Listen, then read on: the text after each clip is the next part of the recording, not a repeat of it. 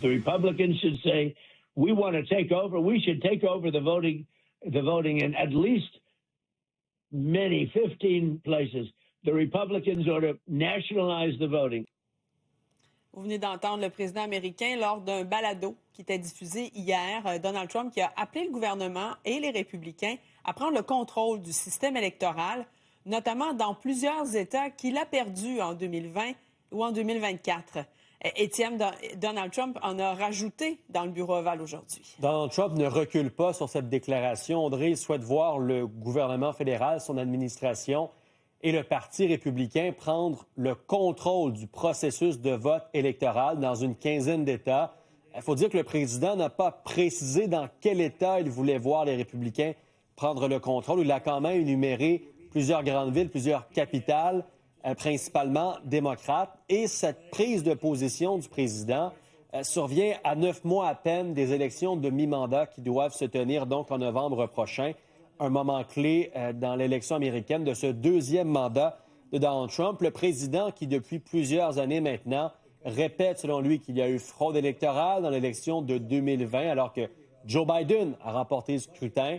Or, Donald Trump n'a jamais été en mesure de prouver, de mettre de l'avant des preuves montrant donc que cette élection lui aurait été supposément volée. Donc, le message du président, Audrey, si les États ne sont pas en mesure de donc mener des élections honnêtes, nous allons prendre le contrôle.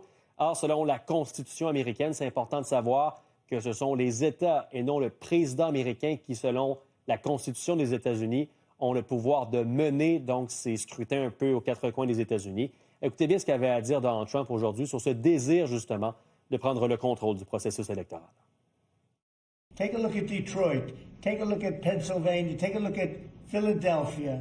You go take a look at Atlanta. Look at some of the places that horrible corruption on elections. And the federal government should not allow that. The federal government should get involved. These are agents of the federal government to count the votes. If they can't count the votes legally and honestly, then somebody else should take over.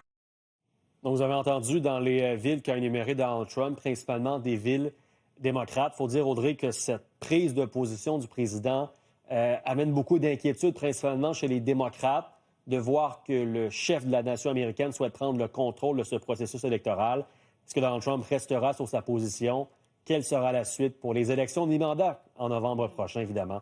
Ce sera à suivre avec énormément d'attention. Merci beaucoup, Étienne. Au revoir.